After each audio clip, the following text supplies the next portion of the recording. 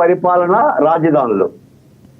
కానీ నాటి చంద్రబాబు నాయుడు గారు విభజిత ఆంధ్రప్రదేశ్లో మన దగ్గర నిధులు లేవు కాబట్టి, రైతులకు నష్టపరిహారం ఇచ్చే అవకాశం లేదు కాబట్టి ల్యాండ్ పూలింగ్ పద్ధతిలోకి వెళ్ళాడు. రాష్ట్రానికి డబ్బులు కావాలి, రాష్ట్రానికి పరిశ్రమలు రావాలి, పెట్టుబడులు కావాలి, పెట్టుబడిదారుడు కావాలంటే భూమి కావాలి. కాబట్టే 30,000 ఎకరాలకు వెళ్ళాడు. ఆ స్థితిలో ఆ రాజధాని యొక్క నిర్మాణం జరిగింది. అంటే ఒక రాజధాని కోసం అంటే ఇన్ని వేల ఎకరాల ఇన్ఫ్రాస్ట్రక్చర్ కోసమని అర్థం. కానీ నేను ఒక మాట చెప్తున్నా, నిజానికి జగన్మోహన్ రెడ్డి గారి కనుక 50,000 ఎకరాల రాజధానికి ఎందుకు అని అనుకున్నప్పుడు ఆయన 5 ఏళ్లలో అవసరమైన భూమినే దగ్గర ఉంచుకొని మిగిలిన భూములను నేను రైతులకు తిరిగి ఇస్తాను అని అనొచ్చు. ఆ మాట అనలేదుగా. రైతులు నష్టపోతున్నారు, ఇన్ని వేల ఎకరాలు అక్కర్లేదు, ఇదిగో 1000 ఎకరాలు చాలు, 2000 ఎకరాలు చాలు, నేను ఇక్కడ రాజధాని నిర్మిస్తున్నాను అని అన్నట్టయితే రైతులు ఎలా ఆలోచించేవాళ్ళు. ఆయన ఏం చేసిందంటే అసలు ఒక రాజధాని కాదు, నేను 3 రాజధానులు పెడతాను, కర్నూలులో ఒకటి, విశాఖపట్నంలో అన్ని ఇస్తే రాజధాని నిమిషంలో ఉంటారు. అంటే చట్టబద్ధంగా నిర్మితమైన రాజధానిని అదే ప్రభుత్వం వచ్చి ఈ విధమైన పద్ధతిలో చేయటం వలన రైతులు రోడ్డెక్కారు.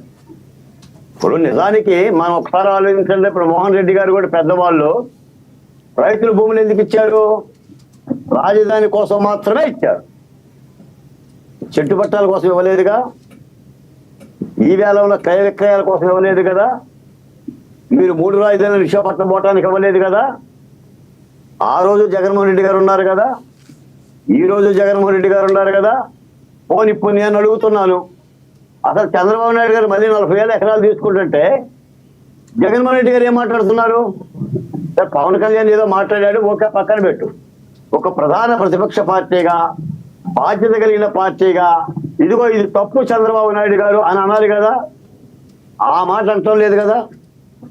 రప్ప అంటానికి ఉన్న ఓపిక, భూములు మీరు ఎందుకు తీసుకుంటున్నారు? మళ్ళీ 40,000 ఎకరాలు దీని మూలాన్ని నష్టపోతారని.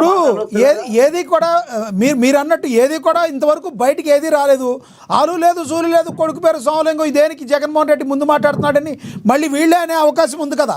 ఇంకొకటి అమరావతి ఒక క్వశ్చన్ సార్, అమరావతి రైతులు ఎవరైతే ఉన్నారో మాకు అపాయింట్మెంట్ కూడా చంద్రబాబు నాయుడు గారు ఇవ్వడం లేదు, ఎందుకు మేమంత దీనస్థితిలో ఉన్నామా అని పవన్ కళ్యాణ్ దగ్గర మొదలుపెట్టుకున్నట్టుగా, కన్నీళ్లు పెట్టుకున్నట్టుగా కొన్ని వీడియోలు అయితే హల్చల్ అవుతున్నాయి. మరి క్యాబినెట్లో ఈ విషయాన్ని దీనిలో వాస్తవం ఉందా? నాగారు అమరావతిని రక్షించుకోవటం ముందుగా మాలాంటి వాళ్ళ బాధ్యత. జగన్మోహన్ రెడ్డి గారు రక్షిస్తాడా, చంద్రబాబు నాయుడు గారు రక్షిస్తారనే అంశం కాదు. భూములు ఇచ్చిన రైతుగా, ఉద్యమకారుగా మాలాంటి బాధ్యత. మేము చంద్రబాబు నాయుడు గారి దగ్గర కూడా చాలా విషయాలు తీసుకెళ్తున్నాం. మా మీద పెట్టిన కేసుల సంగతి అడుగుతున్నాం, దానికి ఒక గజెట్ నోటిఫికేషన్ ఇప్పించండి అడుగుతున్నాం. మళ్ళీ ప్రభుత్వాలు మారితే రాజధానికి మళ్ళీ అరిష్టాలు రాకూడదు, కష్టాలు రాకూడదు, రైతులు రోడ్డు మీద పడకూడదని మాట్లాడుతున్నాం. ఇప్పుడు కూడా ఈ ల్యాండ్ పూలింగ్ లో కూడా గ్రామ సభలు నిర్వహిస్తుంటే మంత్రి గారు దాదాపు 50% మంది రైతులు ఈ గ్యారంటీని అడుగుతున్నారు. కాబట్టి పవన్ కళ్యాణ్ గారి దృష్టికి ఫిర్యాదు చేశారు, చంద్రబాబు నాయుడు గారికి దృష్టికి ఫిర్యాదు చేశారు. మీరైతే ఈ ల్యాండ్ పోలింగ్ ఆగిపోయిందని మీరు అంటున్నారు, కానీ ఇంకా ప్రభుత్వం అయితే ఆపిందని నేను అనుకోవడం వల్ల కొంత ఏదో నిదానించినట్టుగానే అనిపిస్తుంది.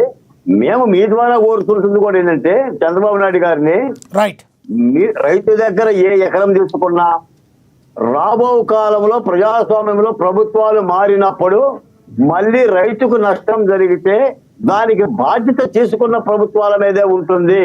కాబట్టి భూమి విషయంలో ఆచితూచి అడుగులేయండి.